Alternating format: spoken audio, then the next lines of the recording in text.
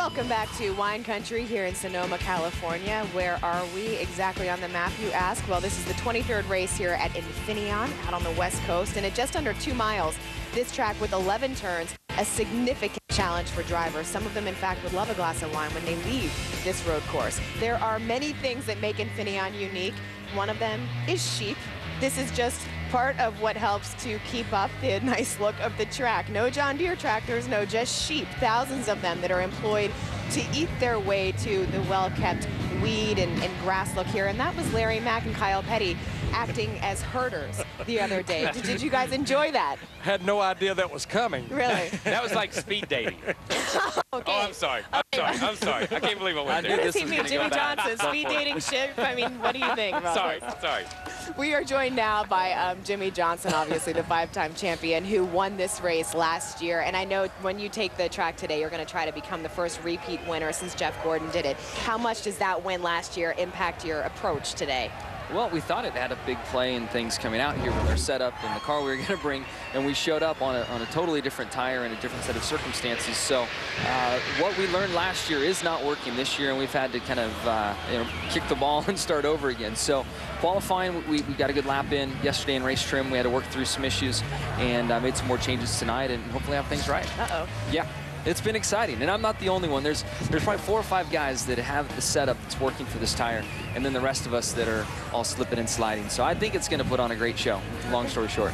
Jimmie, Lindsay mentioned your 5th consecutive championship last year. You're sitting 5th in the points right now, 54 career wins. But one observation, she mentioned your win here a year ago. About a week later, you won at Loudon, New Hampshire in late June. But one observation, since that win, only 2 wins for Jimmie Johnson in the 48 team at Dover in September and Talladega back in April. Very uncharacteristic of the 48 team. Yeah, I mean, we'd love to be winning more. We've been in contention a few times. I look at this year, and there were a few that got away. Bristol, we had an issue on pit road. California lost one coming to the finish line. And then last year in the chase, there were a few opportunities that we didn't capitalize on. But at the end of the day, this sport is very, very tough. And we knew last year that we needed to find some more speed and went to work on our cars and what was going on over the wall. And we made big changes over the offseason, and now we're kind of working through some of that now. So there's no one that wants to win more than me, and we're working very hard. And that's one thing about this team. We're committed to winning. Rick is as well, and clearly gives us all the tools we need at Hendrick Motorsports to do that. And as a company right now, we're trying to get things right. So I want more wins, I can promise you.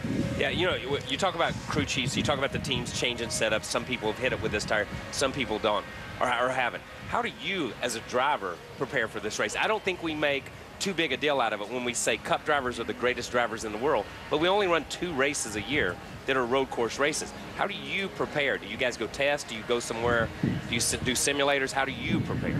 Well, this year we took a little different approach and didn't do much. We've tested more for road course racing than any other, for this track in particular, than any other track in the history of the 48 car. This year, with the success we had last, we thought we could sit still. Probably is bit of some, but we wouldn't have had this tire to practice on anyway. So I'm not convinced it would have made things better, but I can promise you next year we'll be testing before a road course race. And our team tested, so we felt like we had some knowledge with the 24 test that had taken place, or a set had been in one of our cars a couple times. So we thought we had our bases covered, but the tire really threw us for a loop.